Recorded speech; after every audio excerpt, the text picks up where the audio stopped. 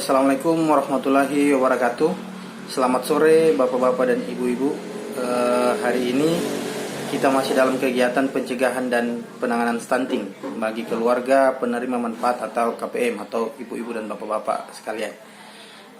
Jadi adapun materi kita hari ini adalah masuk di modul 2 permasalahan stunting.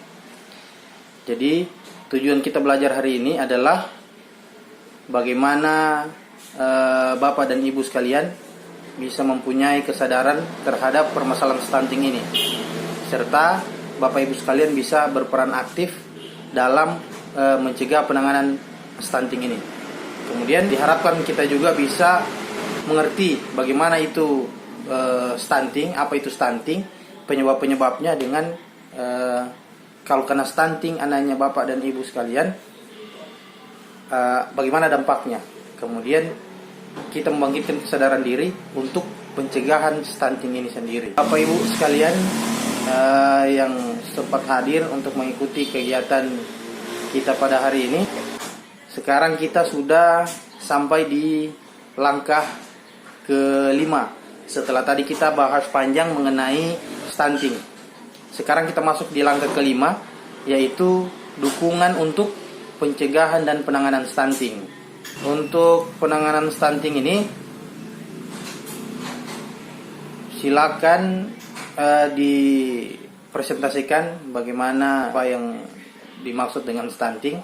Ya, oke, terima kasih. Jadi untuk mencegah anak stunting, orang tua, keluarga dan masyarakat dapat memanfaatkan potensi yang ada. Ini seperti yang sudah kita pelajari sebelumnya. Kemudian stunting ini juga dapat dicegah dengan pemberian makanan yang bergizi seimbang pada masa kehamilan hingga anak berusia 2 tahun. Itu yang dibilang dengan 1000 HPK, hari pertama kehidupan. Kemudian mengakses layanan kesehatan dan informasi yang tepat, bukan berita palsu. Nah, ini yang berita palsu ini yang banyak-banyak bikin salah. Anaknya harus dikasih begini supaya sehat, jadi dikasih makan ini, dikasih makan ini, dikasih makan. Akhirnya salah mengkonsumsi bahan-bahan bergizi. Bukannya bergizi malahan jadi gizi buruk. Nah, begitu kira-kira.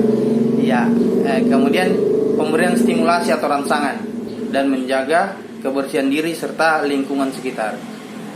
Kemudian untuk menangani anak stunting, apabila terdapat anak stunting, keluarga dan lingkungan tidak boleh melabeli atau mengolok-olok. Dalam hal ini, kalau bahasanya kita sini tidak boleh digara-gara atau dihina mungkin. Kalau dia stunting, misalkan kurus, kecil, pendek, sudah berapa tahun dia tidak bisa ini, tidak tinggi, tidak ini, umurnya tua tapi masih kurus, masih kecil, masih pendek, tidak boleh. Nah, kemudian bapak-bapak dan ibu sekalian, kita harus tahu bahwa stunting ini sangat dekat dengan kita, jadi kita harus peduli. Tidak boleh kita acuh tak acuh. Jadi siapapun kita harus mulai berperan aktif mencegah stunting untuk generasi penerus bangsa yang lebih baik. Jadi setelah sampai di sini, bagaimana bapak dan ibu, bagaimana cara menangani stunting kalau di rumah? Apabila ibu-ibu dan bapak-bapak menangani stunting di rumah, silakan tulis beberapa rencana yang akan dilakukan di rumah, kemudian dikumpul, nanti kita akan bahas selanjutnya. Kemudian sebelum lanjut, saya cuma mengingatkan bahwa kita harus manfaatkan dengan betul bantuan sosial dari pemerintah untuk mencegah dan menangani stunting. Yang ada dengan kita sekarang adalah BPNT dan PKH.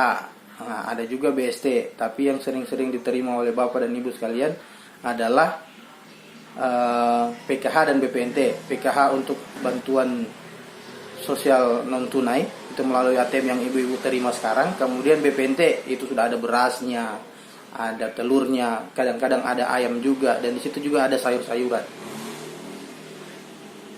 Kemudian apabila setelah pertemuan ini ada kendala atau permasalahan yang ingin diketahui lebih lanjut, jangan segan-segan untuk hubungi saya. Nanti ada nomor HP yang sudah ada dengan ibu-ibu, silakan tanyakan dengan saya. Atau ke posyandu terdekat sama Ibu Bidan ada. tinggal ditanyakan, diukur timbang, periksa kesehatan gizi dan sebagainya. Oke, jadi sebelum kita tutup kegiatan kita pada hari ini, saya terlebih dahulu mengulang kembali apa yang sudah kita bahas tadi, mulai dari langkah 1, 2, 3, 4 sampai dengan 5 yang terakhir tadi. Ini yang pertama itu apa itu yang dimaksud dengan konsep diri. Konsep diri ini adalah cara individu memandang dirinya secara utuh. Nah, dengan memahami diri sendiri, diharapkan kita semua ini mampu mengoptimalkan potensi yang ada di dalam diri, keluarga dan lingkungan untuk berperan aktif dalam pencegahan dan penanganan stunting. Pengenalan konsep diri itu begini gambarannya singkat. Ini sebagai reviewnya kita terakhir.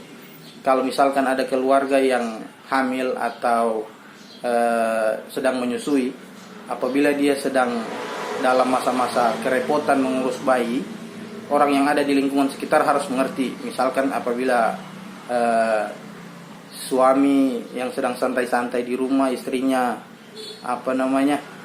sibuk menyusu anak, setidaknya untuk membantu mengambil alih perannya, setidaknya tidak untuk membantu semua ataupun semua pekerjaannya, bantulah untuk meringankan, lebih-lebih lagi untuk mengambil alih semua pekerjaannya lebih baik selama masa kehamilannya maupun selama proses menyusui dan lainnya.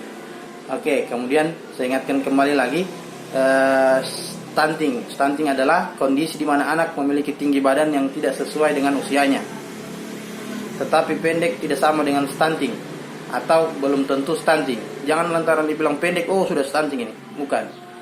Nah, stunting ini sering terjadi pada periode 1000 hari pertama kehidupan. Yang saya bilang tadi, 1000 HPK, hari pertama kehidupan. Periode emas pertumbuhan dan perkembangan yang dimulai semenjak terbentuknya janin hingga anak berusia 2 tahun.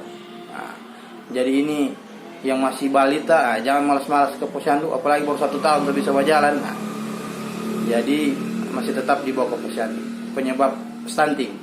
Ini penyebab stunting seperti yang sudah disampaikan yang sudah dari beberapa langkah yang sudah kita lewati. Ini salah satunya adalah kurang gizi, kurang imunisasi,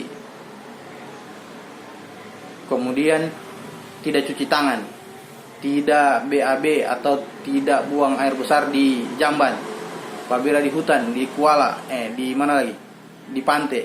Nah, itu tidak boleh. Itu salah satu penyebab kebersihan lingkungan yang tidak baik. Nah, jadi akan berpengaruh ke kesehatan kita. Kemudian tidak melakukan stimulasi atau rangsangan terhadap anak. Nah, ini lagi yang lebih parah juga. Orang tuanya misalkan yang istri pendiam, yang suami juga pendiam. Jadi bagendong anak tiada bercerita. Akhirnya anak juga jadi pendiam-pendiam juga, tiada juga bercerita. Nah, kemudian tidak terangsang dia punya saraf motorik karena tidak diajak bicara, tidak ada produktivitas. Kemudian yang lebih parah lagi, tidak datang ke posyandu dan layanan kesehatan. Kemudian dampaknya pertumbuhan anak di mana tinggi dan berat badannya tidak sesuai. Yang saya bilang tadi, ini sudah umur misalkan sudah 5 tahun, tapi tingginya dengan beratnya tidak sampai untuk ukuran anak umur 5 tahun. Kemudian daya tangkap anak kurang maksimal. Kemudian prestasi anak di bidang akademik juga kurang baik, cenderung pendek dibandingkan teman seusianya. Anak muda terserang penyakit. Kemudian ada yang namanya 3G yang kita ingat itu. Gagal tumbuh, gagal kembang, dan gangguan metabolisme. Itu saja yang bisa saya sampaikan pada pertemuan kita hari ini. Semoga apa yang bisa disampaikan hari ini bisa dipraktik, dibawa pulang di rumah. Setidaknya tidak sekaligus ada perubahan, satu-satu bertahap. Misalkan yang tidak biasa cuci tangan di rumah, dibiasa-biasakan.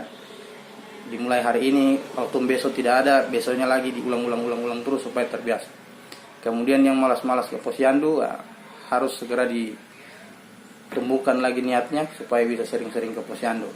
Kemudian bapak ibu yang masih punya anak balita, kemudian atau istri hamil di rumah atau ibu sedang hamil, sering-sering berikan rangsangan, jangan cuma dibawa tidur. walaupun agak berat untuk membawa kehamilan, setidaknya selalu dilakukan stimulasi supaya saraf motorik anak dalam kandungan ini bisa berkembang dengan baik. Oke, baiklah, pertemuan kita cukup sampai di sini. Terima kasih atas perhatiannya. Saya akhiri wabillahi taufiq. Assalamualaikum warahmatullahi wabarakatuh.